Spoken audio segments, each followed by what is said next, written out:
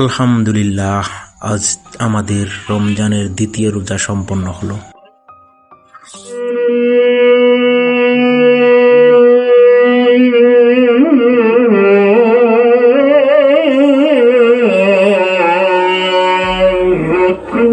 আসরের আজান ধ্বনিতে হচ্ছে, হৃদয়ের এক অদ্ভুত প্রশান্তি নেমে আসে। আরেকটা দিন আমরা আল্লাহর সন্তুষ্টির জন্য ক্ষুধা তৃষ্ণা সহ্য করলাম।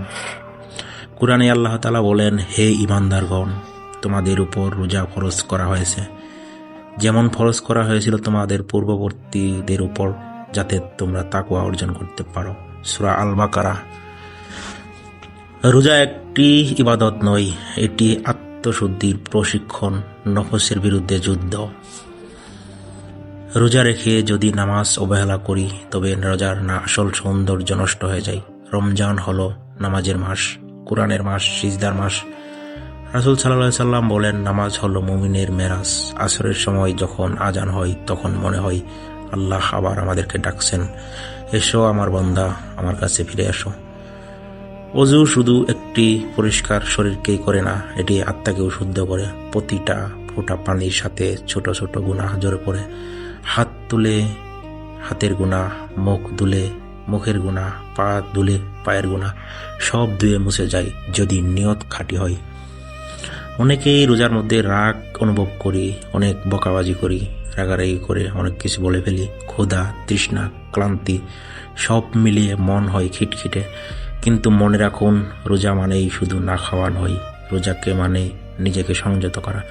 রাসূল সাল্লাল্লাহু আলাইহি সাল্লাম আমাদের শিক্ষা দিয়েছেন, যদি কেউ ঝগড়া করতে চায়, তাহলে তুমি তাকে হেসে বলে দাও, ভাই আমি রোজাদার। আজ দ্বিতীয় রোজা, আমরা শপথ করি, রাগ নয়, ধৈর্যকেই বেছে নেব। কঠিন কথা নয়, নরম ভাষা ব্যবহার করব। অহংকার নয়, বিনয়ী দেখাবো। রোজা মানে নিজেকে শুদ্ধ করা, চোখকে পাপ থেকে বাঁচানো, জিহ্বাকে মিথ্যা গীবত থেকে রক্ষা করা, মনকে হিংসা থেকে পরিষ্কার করা।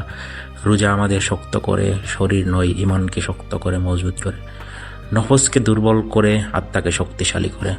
আলহামদুলিল্লাহ, দ্বিতীয় রোজা শেষ। হয়তো আমরা নিখুঁত না, কিন্তু আমরা চেষ্টা করছি। এটা রমজানের যেন একটি মাস না হয়, এটি যেন আমাদের জীবনের পরিবর্তনের সূচনা হয়। হে আল্লাহ, আমাদের রোজাকে কবুল করুন, আমাদের নামাজ কবুল করুন, আমাদের অন্তরকে পবিত্র করুন, আর আমাদের প্রকৃত তাকওয়াবান বান্দা হিসেবে কবুল করুন। রমজান আমাদের বদলে দিক, আমাদের হৃদয়কে আলোকিত করুক।